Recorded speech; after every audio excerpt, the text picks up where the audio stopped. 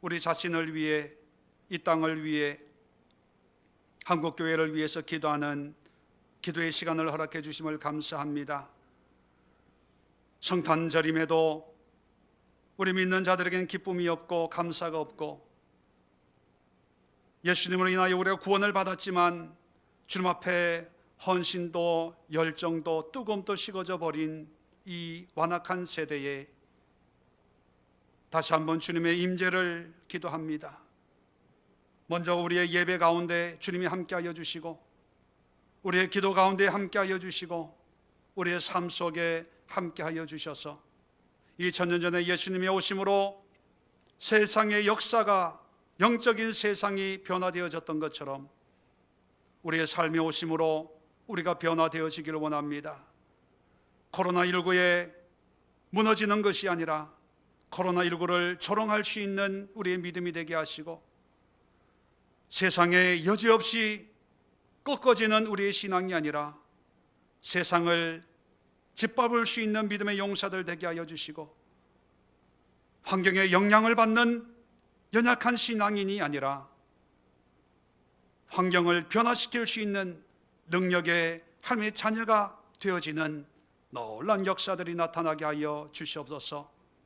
오늘 예배 가운데 함께 하시고 말씀으로 은혜 나려워 주시고 우리의 기도에 응답하여 주시옵소서. 오늘도 주님 앞에 감사의 예물 드리는 가정이 있습니다. 원정범 집사님 가정에서 또 저희 가정에서 예물 드려 싸우니 받아주시고, 이 시간 마음으로, 믿음으로, 삶으로 번제를 드리는 모든 권속들의 헌신을 기뻐 받아 주시옵소서. 예수님의 이름으로 감사하며 축복하며 기도하옵나이다. 아멘.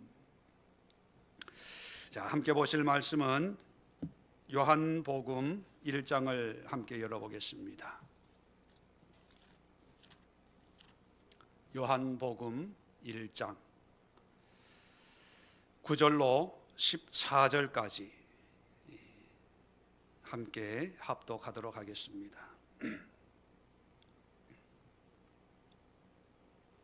요한복음 1장 9절로 14절, 자, 함께 합독하도록 하겠습니다. 천천히 내용을 생각하시면서 합독합니다. 시작. 참빛 곧 세상에 와서 각 사람에게 비추는 빛이 있었나니 그가 세상에 계셨으며 세상은 그로 말미암아 지은 바 되었으되 세상이 그를 알지 못하였고 자기 땅에 오매 자기 백성이 영접하지 아니하였으나 영접하는 자 곧 그 이름을 믿는 자들에게는 하나님의 자녀가 되는 권세를 주셨으니 이는 혈통으로나 육정으로나 사람의 뜻으로 나지 아니하고 오직 하나님께로부터 난 자들이니라. 말씀이 육신이 되어 우리 가운데 거하심에 우리가 그의 영광을 보니 아버지의 독생자의 영광이요 은혜와 진리가 충만하더라. 아멘. 자, 오늘 이 말씀을 가지고 성탄을 향한 애통함, 그런 제목으로 함께 기도하려고 합니다. 오늘이 바로 성탄절 2부 날입니다. 옛날 같으면 정말 교회마다 잔치가 벌어지는데 이제 어느덧 과거 한때의 기억으로 남아있고, 이제는 성탄절 2부도 성탄절도 성탄의 의미도 이제 희미해지는 그런 시대에 우리가 신앙생활을 하고 있습니다. 내일 성탄절을 맞이하면서 예수님이 이 땅에 오신 의미를 다시 한번 되새기게 되죠. 그래서 예수님의 오심의 그 의미로 기뻐하고 감사하고 또 축하하는 그런 성탄절을 보냅니다. 그러나 성탄절 속에 참 안타까움이 있습니다. 그저 감사와 기쁨으로 지낼 것이 아니라 성탄절이 있다는 것이 어쩌면 참 안타깝기 그지없는 그런 사건입니다. 하나님이 굳이 인간이 되어야 될 이유가 우리가 잘 하나님을 섬겨서가 아니라 잘못 섬겼기 때문에 하나님이 친히 인간의 몸으로 이 땅에 오셔서 우리가 드리지 못한 그 제물, 그 예배, 그 삶을 하나님이 스스로 제물이 되신 그 십자가 사건을 위해서 이 땅에 태어났다는 것입니다. 그래서 우리에게는 기쁨일지 모르지만 하나님에게는 그렇게 기쁨이 아니지 않을까 그런 생각을 합니다. 계속 선지자를 보내고 제사장을 보내고 말씀을 보냈지만 듣지 않으니까 마지막에 나라도 나가서 뭔가 해야 되겠다 해서 성탄이 만들어진 게 아닌가 그런 생각을 해볼 때 하나님 입장에서는 씁쓸합니다. 그런데 오늘날 그런 하나님의 씁쓸함에도 불구하고 이 땅에 오신 그 예수님을 우리가 마음껏 환영하고 감사하지 못하고 있다는 거에 더 씁쓸하고 안타까워집니다. 저는 우리 교회 성도님들이 금요일, 금요 예배 그리고 성탄 2부이기 때문에 아마 많은 분들이 나오셔서 함께 예배 드리지 않을까라고 그런 기대를 했습니다.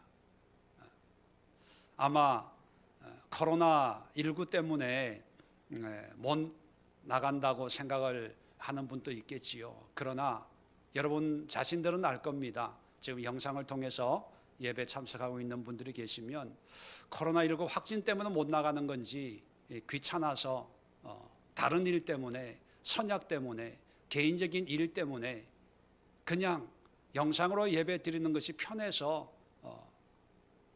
함께 교회에 나가서 예배 못 드리고 있는지 여러분 스스로는 알고 있을 것입니다. 그 마음을 하나님도 알고 계시겠지요. 이런 시대 속에 이런 환경 속에 과연 성탄이 우리에게 주는 애통함이 무엇일까? 그 애통함을 가지고 함께 우리 자신을 위해서 우리 교회를 위해서 이 시대의 그리스도인들 또는 믿지 않는 사람들을 위해서 우리 기도하는 시간을 가지려고 합니다. 이 애통함은 제가 느끼는 것이 아니라 성경이 말하고 있는 것이에요. 제 개인적인 감정이나 제 개인적인 견해로 얘기하는 게 아니라 성경이 말하고 있는 부분이기 때문에 성경 말씀으로 제가 왜 애통해야 되는지를, 왜 안타까운지를 설명을 확인을 시켜드리도록 하겠습니다.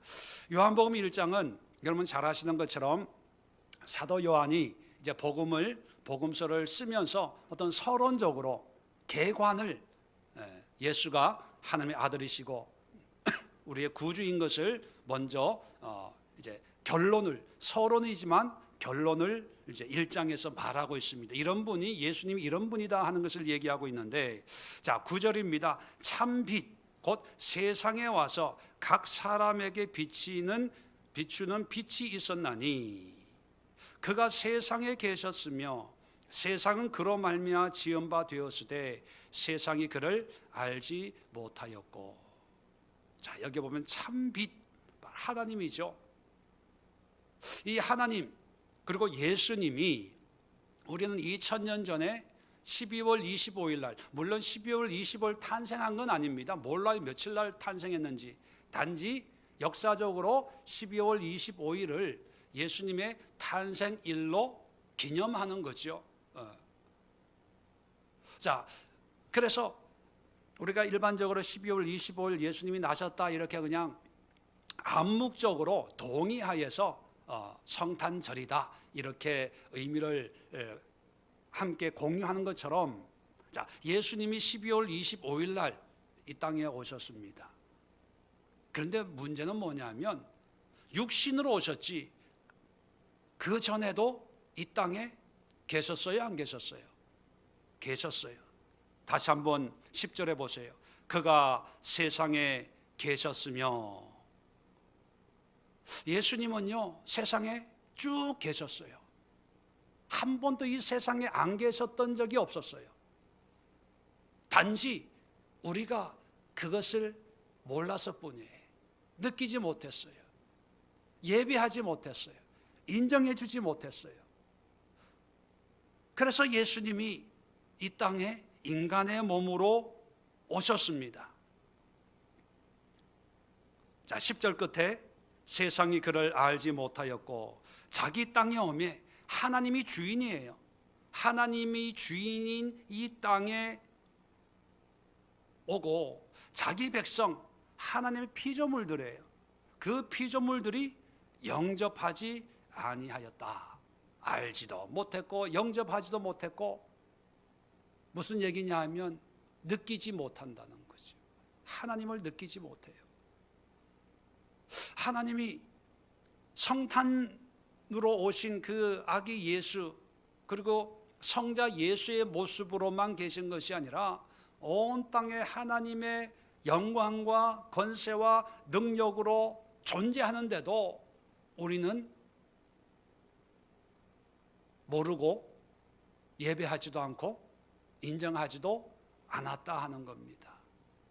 얼마나 우리의 심령이 무뎌졌으면, 얼마나 우리의 마음과 생각이 세상에 빼앗겼으면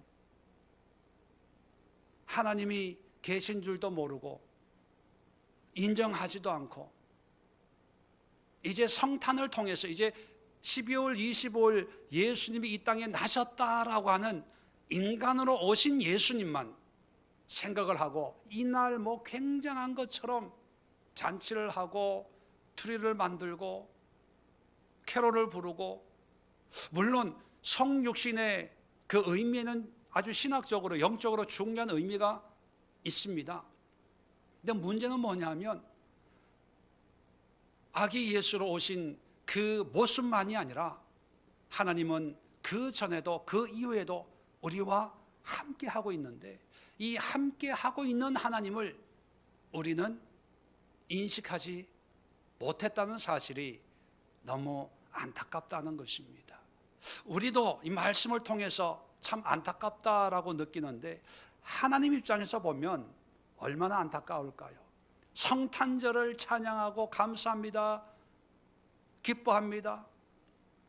하늘에는 영광이요 우리에게는 은혜와 기쁨과 감사가 충만합니다. 뭐 이렇게 뭐 찬양도 하고 하지만 하나님이 보시기에는 야, 전에도 있었어, 너무 그렇게 호들갑 떨지 마, 뭐 이러지 않을까요?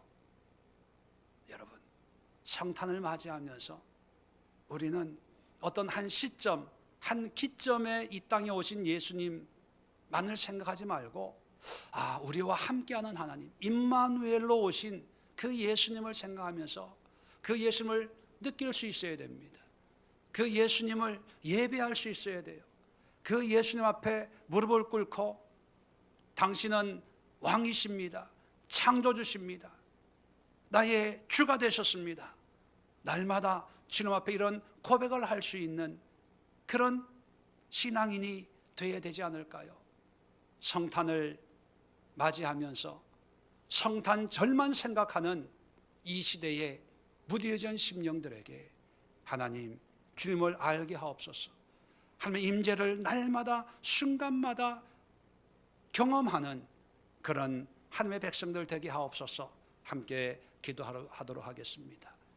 두 번째, 이 성탄이 주는 애통함은 뭐냐면, 자, 계속해서 12절에 보면, 자, 영접하는 자 곧 그 이름을 믿는 자들에게는 하나님의 자녀가 되는 권세를 주셨으니, 자, 누구에게 권세를 주었다고요? 믿는 자들에게. 영접하는 자 곧 그 이름을 믿는 자. 이름을 믿는다는 것은 예수의 존재를 인정하고 믿는다는 거죠. 자, 그런 사람들에게 권세를 주었는데 어떤 권세를 주었다고요? 하나님의 자녀가 되는 권세. 여러분, 하나님의 자녀가 됐다는 것, 하나님의 백성이 됐다는 것, 우리는 익숙하게 신앙 고백하고 또 믿음으로 고백하고 내가 인정을 해요. 예수님을 믿습니까? 예, 하나님의 자녀가 되었습니다. 하나님의 백성이 되었습니다. 이제 하나님을 아버지, 아바 아버지라고 부르면서 기도하고 신앙생활 할 수 있는 주님의 자녀입니다. 이제 당신은 하나님의 자녀로서 영원한 생명의 구원을 얻은 자가 됐습니다. 우리가 이렇게 신앙 고백을 하고 또 그렇게 인정을 하고 믿습니다. 문제는 뭐냐면 이것이 권세라는 걸 인정하냐는 거예요. 권세. 우리는 그냥 신앙 고백이라고 생각을 해요.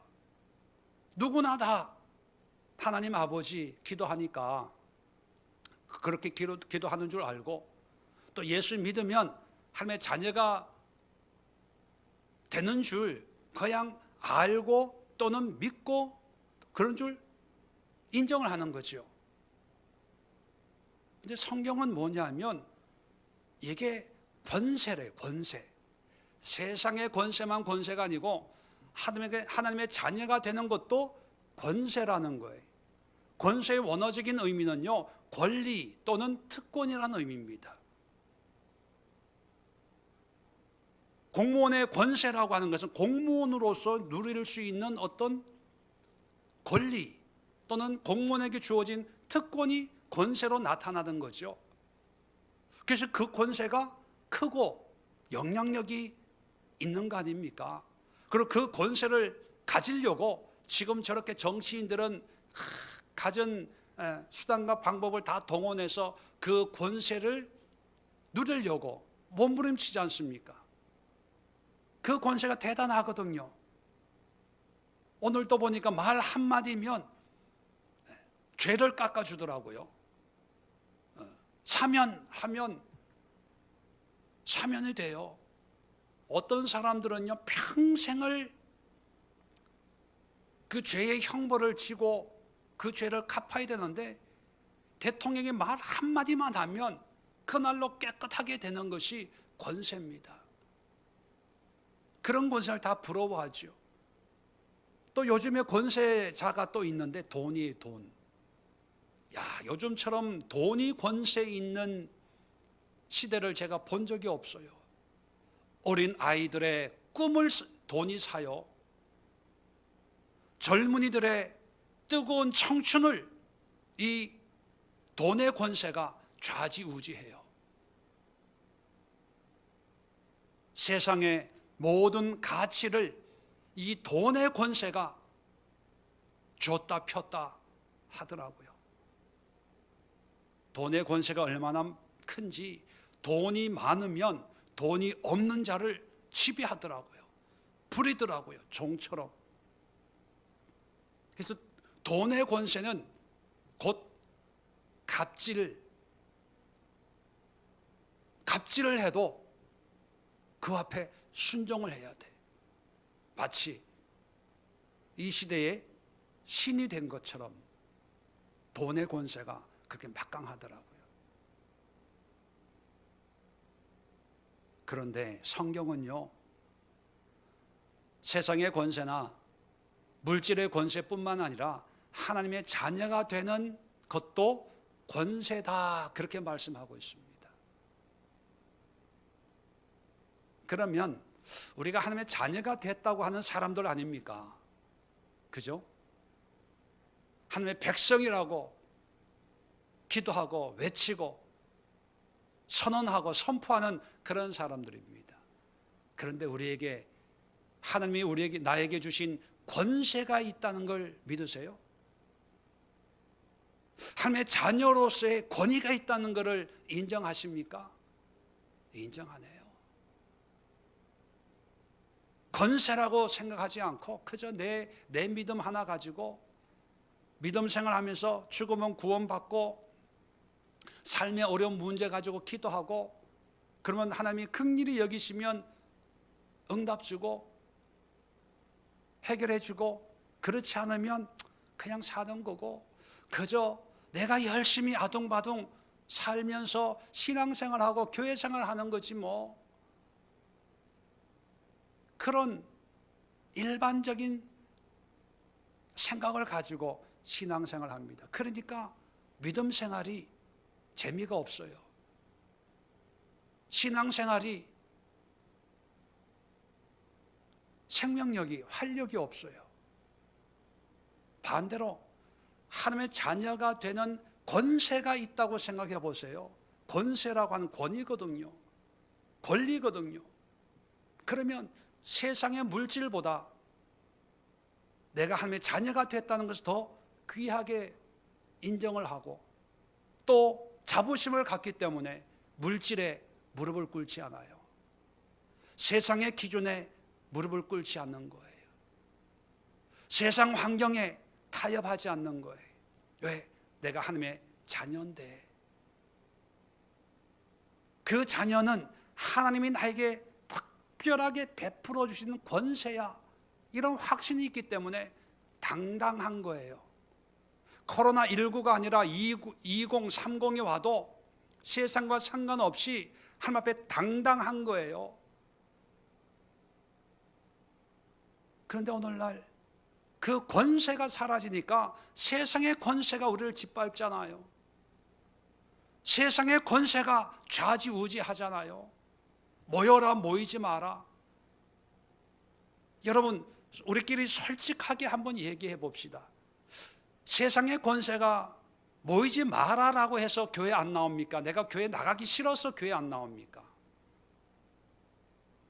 세상의 권세가 예배 참석하지 말아라 해서 예배 안 드립니까? 내가 드리기 싫어서, 귀찮아서 안 드립니까? 전자의 후자예요.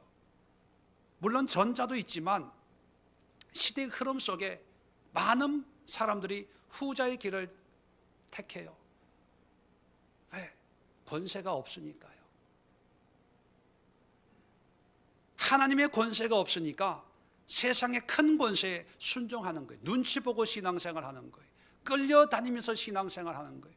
요령껏 신앙생활 하는 거예요. 안 믿는 남편 밥 해주기 위해서, 안 믿는 자식 눈치 때문에, 안 믿는 사람들, 회사 사람들 눈치 때문에, 일 때문에, 사람들 만나야 되고 모임이 있고 일이 있어서 여러 가지 그런 일들을 핑계 삼아 그 권세에 무너지는 거예요.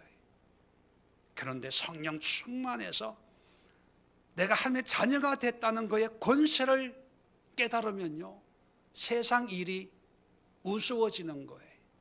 회사가 우스워지는 거예요. 사람들이 우스워지는 거예요. 네가 뭔데 나보고 교회 가라 마라 그래. 나는 하나님의 자녀야. 나는 교회 갈 거야.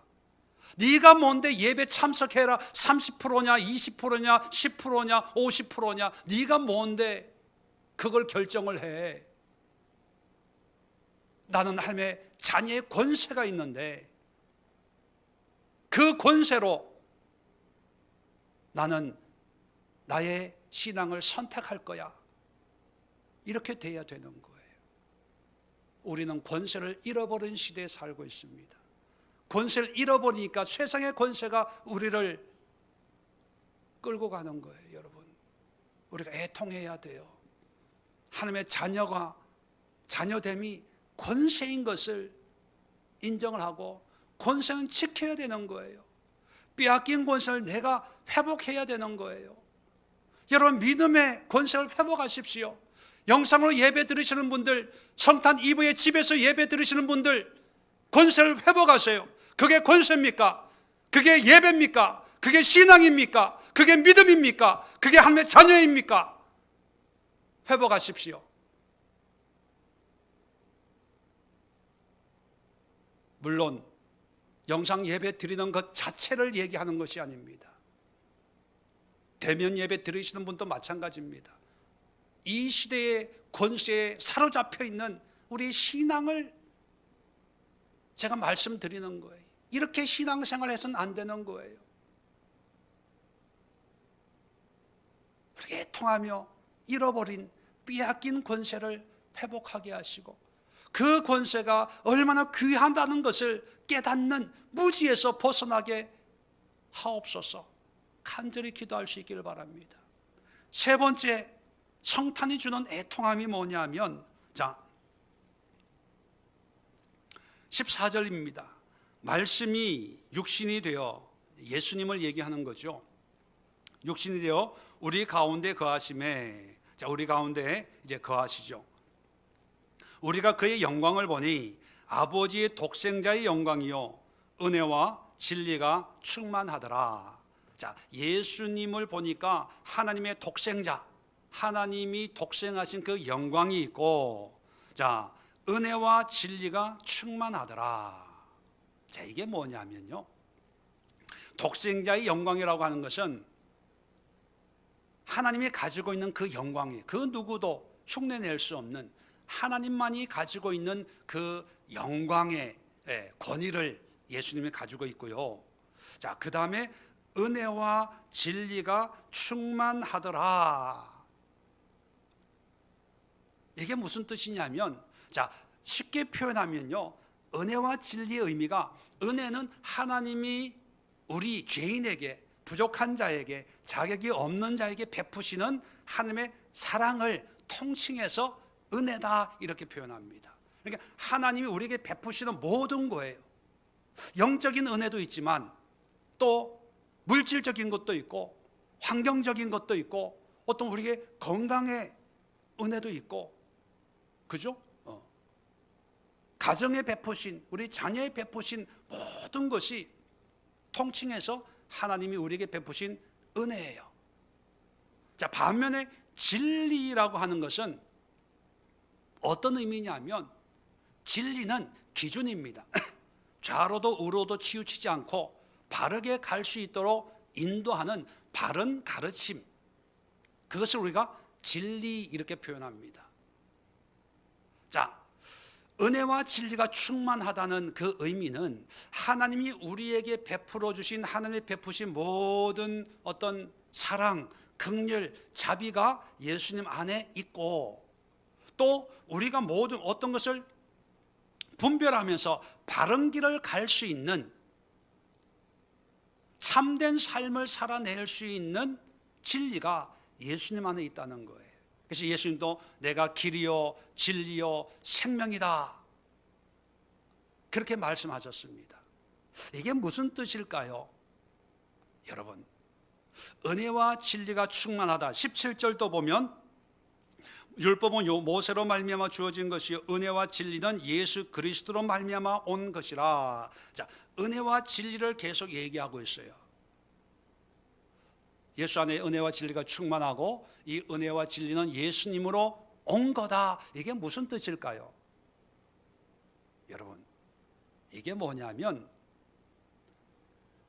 예수님으로 말미암는 완전함이에요. 무슨 뜻이냐면 예수님 안에 하나님이 위에서 베푸실 모든 은혜가 거기 있고, 예수님 안에 있고, 또 우리가 이 땅에서 바른 삶, 바른 믿음, 하나님의 자녀로서 천성을 향하여 살아가는 데 필요한 모든 기준이 되는 진리가 예수 안에 있는 거예요. 그래서 예수 안에 있는 진리로 우리는 이 땅을 살아갈 때 혼돈하지 않고, 헷갈려하지 않고, 실수하지 않고 바른 길을 갈 수가 있습니다. 그래서 진리를 알지니 진리가 너희를 자유케 하리라. 세상의 모든 문제로부터 자유해서 바른 길로 갈 수 있도록 해주는 게 진리거든요. 그 얘기는 뭐냐면 이 땅에서 가장 완전한 그리고 온전한 삶을 살 수 있는 그 기준들이 누구한테 있다? 예수의 안에 있다는 거예요. 그러면 예수님을 믿는다는 것은요, 예수님 안에 있는 영적인 모든 필요, 또 이 땅에 살아갈 때 필요한 모든 가치, 의미, 기준이 다 예수 안에 있기 때문에 내가 예수를 믿는다는 것은 예수 안에 있는 그 은혜와 진리가 나에게 주어진다는 거예요. 전이 된다는 거예요. 그러면 예수님 한 분만으로 우리는 온전해질 수 있다는 거예요. 영적인 게 필요해? 그런 은혜가 필요해? 예수님 안에 있어. 이 세상을 살아가는 지혜와 지식이 필요해? 그 진리가 예수 안에 있어. 이 은혜와 진리가 충만한 분이 예수님이고, 또 은혜와 진리가 예수님으로부터 나온다는 거예요. 그러면 우리가 이 땅을 살아갈 때 필요한 돈도 필요하고, 건강도 필요하고, 지식도 필요하고, 또 뭐도 필요해요. 음식도 필요하고, 뭐 필요한 게 많잖아요. 그 많은 필요를 누가 채워주신다고요? 예수님이에요. 예수님의 완전성, 완전함, 또는 예수님의 유일성을 얘기해 주는 게 은혜와 진리가 충만하더라, 그거예요. 그런데 오늘날 예수님 믿으면서 예수님 안에 만족함이 있어요? 하나님, 난 주님으로 만족합니다, 있어요? 없어서 필요를 구해요. 기도로, 작정 기도하고, 철학 기도하고. 여러분, 우리도 9시마다 기도하지만, 물론 우리의 필요를 구해야 되지만, 그 필요가 안 채워져도, 응답이, 우리가 원하는 응답이 없어도 우리는 늘 감사해야 돼요. 왜요? 나의 뜻대로 마옵시고 아버지의 뜻대로 하옵소서. 왜? 아버지의 뜻대로 해도 우리는 상관이 없어요. 왜요? 내 안에 있는 예수 안에 은혜와 진리가 충만하거든요.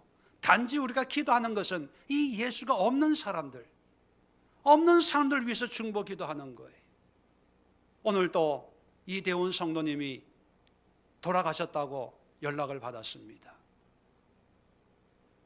그분이 우리 교회에 나와서 예배 드리고, 또 성도님들의 중보 기도를 통해서 어제 기도하는데 사모가 그러더라고요. 오늘은 그분의 영혼을 위해서 기도했으면 좋겠다. 그래서 9시 기도에 문자를 보내라 그랬죠. 문자 보내서 그분의 치료와 함께 그분의 영혼 구원을 위해서 우리 함께 기도합시다. 그렇게 기도했잖아요. 그 기도를 받고 오늘 하나님의 부르심을 받게 된 거예요. 여러분, 우리의 기도는 예수가 없는 사람들에게 은혜와 진리가 충만한 예수를 알고, 그들도 나처럼 충만한 삶을 살도록 인도하는 것이 하나님의 자녀의 모습이고 성탄의 의미인데, 오늘날 성탄의 주인공이신 예수님을 생각하면서 말로는 표현하지 않지만 이런 마음인 것 같아요. 예수님, 당신으로 만족할 수 없어요. 당신을 믿지만 나의 만족은 내 자녀에 있어요. 내 남편에 있어요. 내 건강에 있어요. 나의 미래에 있어요. 나의 노후에 있습니다. 이것도 좀 해결해 주면 안 될까요? 해결해 주면 내가 더 열심히 믿을게요. 해결 안 해주면 나 삐질지도 몰라요. 예수님, 주님을 섬기는데 참 필요한 게 많네요. 돈도 좀 있어야 되고, 시간도 좀 있어야 되고, 집도 하나 더 있어야 되고, 차도 좀 좋은 걸로 바꿔야 되겠고, 이거 좀 바꿔주면 안 될까요? 사업도 좀 잘 되게 해주면 금상첨화하고 더 열심히 교회 나와서 봉사할게요. 은혜와 진리가 충만한 예수님을 앞에 놓고 우리는 다른 걸 구해요. 예수님은 아마 우리에게 이렇게 얘기하는 것 같아요. 나를 가지면 전부를 가진 거야. 그죠? 왜? 은혜와 진리가 충만하니까 나를 가지면 너는 세상을 가진 거야. 그게 하나님의 마음이거든요. 근데 우리는 예수님을 가졌다고 생각하지만 아직 세상을 못 가져가지고 늘 갈급해해요. 이건 예수님을 만난 게 아니에요. 예수님을 아는 것이요. 여러분, 우리가 기도해야 될 기도의 제목이 뭘까요? 완벽하신 완전하신 예수님이 우리의 구주로 이 땅에 오셨는데 우리는 그분을 향해서 완전함을 인정하지 못하고 또 고백하지를 못해요. 왜 그럴까요? 우리가 어리석어서 그래요. 보고도 보질 못하는 거예요. 여기도 보면 그가 세상에 10절에 세상에 계셨으면 세상 그로 말미암아 지은 바 되었으되 세상 그를 알지 못하였고 자기 땅에 오매 자기 백성이 영접하지 아니하였다. 얼마나 안타깝습니까? 이게 우리의 모습이 아닐까요? 예수님이 이 땅에 오셨지만 영접하지 않아요. 왜요? 돈이 더 중요하니까, 사업하는 게 더 중요하니까, 내 생활이 더 중요하니까. 예수님은 순서가 한 10번째쯤 될 것 같아요. 모든 우선순위를 하고 나머지 시간에 예수님을 생각해요. 어떤 분이 상담을 하길래 제가 그런 얘기를 해줬어요. 집사님, 신앙은, 하나님은 끄트머리가 아니라 제일 첫 번째입니다. 해보고 안 되면 기도하고가 아니라 해보기 전에 먼저 기도하고 믿음으로 하나님 앞에 나아가는 거예요. 왜냐하면 사람들이 오해합니다. 해보고 안 되면 기도한대. 해보고 안 되면 하나님 앞에 묻는데요. 하다가 잘못된 것 같으면 하나님께 기도해서 지혜를 달라고 한대요. 해보고 잘 되면 자기 능력이고 또 말로는 자기 능력으로가 얘기 안 하겠죠. 하나님의 은혜입니다 라고 하지만 안 되면 도와달라고 기도하는 거예요. 그건 뭐냐면 하나님을 끄트머리로 여기는 거예요. 끄트머리로. 은혜와 진리가 충만한 분으로 인정을 안 하는 거예요. 여러분, 하나님은 항상 먼저가 되길 바라요. 먼저, 머리가 되길 바라요. 이 시대에 믿노라 하는 사람들이 저지르는 어리석음이 예수님으로 완전함, 예수님으로 온전함, 예수님만의 유일성을 깨닫지 못하고 인정하지 못하고 예수님을 옆에 두고 자기의 원함대로 자기의 생각대로 그렇게 살다가 나중에 깨닫는 거예요. 이대훈 성도님에 관한 문자를 보고 중학교 때 미션 스쿨 다니면서 예수님을 알다가 말씀을 통해서 알다가 병을 가지고 꿈에 예수님을 만났대요. 그래서 건강해지면 목사가 되겠다고 그랬다고 김현옥 권사님이 문자로 보내주셨더라고요. 여러분, 참 귀한 마음이고 은혜지만 끄트머리예요. 예수님이 완전하심을 나중에 깨달은 거죠. 얼마나 안타깝습니까? 그런 모습 보면 안타깝지 않으세요? 그 모습이 우리의 모습이에요. 그분은 이제 세상을 떠나면서 이제 안타깝지만 우리의 모습이, 우리도 언젠가 이 세상을 떠날 거예요. 떠날 때 예수님을 은혜와 진리로 충만한 나의 하나님으로 섬겼는지, 나의 욕구를 채우기 위한 도구로 삼았는지, 이거 해주세요, 저거 해주세요.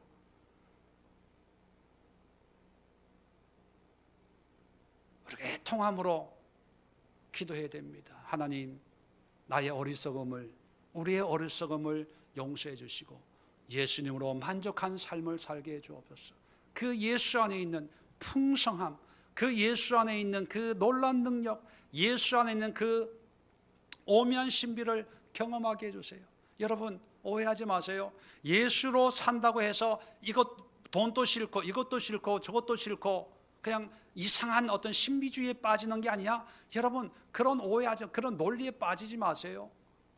예수 안에 있으면요, 말씀드렸잖아요. 영적이도 풍성하고 이 땅에 살아가는 그 삶의 분명한 기준을 가지고 가장 의미 있고 가치 있게 살 수 있는 거예요. 미혹되지 마세요. 예수님을 붙잡으세요. 예수님과 함께 하십시오. 예수님으로 만족하십시오. 예수님만 생각하면 기쁨과 감사가 나오고, 예수님을 생각하면 내 안에서 기쁨의 강수가 되어서 생명수처럼, 나를 믿는 자는 그 배에서 생수의 강이 흘러 넘치리라. 이 배에서 하나님의 은혜의 감동의 생수가 넘칠 때 하나님은 우리의 삶의 전부가 되어주시는 거예요. 그게 성탄의 의미입니다. 그 성탄을 생각하면서, 예수님의 존재를 생각하면서 요한은 하나님 앞에 이런 찬양을 하는데 참 안타까운 그런 모습으로, 왜 이런 예수님을 모르지? 왜 이런 예수님을 십자가에 못 박아 죽였지? 왜 이런 예수님을 비난하고 배척했지? 그 안타까움이 바로 우리가 느끼는 안타까움과 동일하지 않을까 생각을 합니다. 이 시간 우리 자신들의 신앙을 한번 생각해 보시고, 성탄을 앞두고 예수님 앞에 나의 모습, 나의 신앙은 어떤지, 그리고 우리 교회, 우리 성도님들, 또 이 땅의 모든 그리스도인들, 또 이 세대의 성탄의 의미가 다시 한번 회복되어서 하나님 앞에 영광 돌리는 그런 역사들이 많이 일어날 수 있도록 우리 함께 기도하는 시간 갖도록 하겠습니다.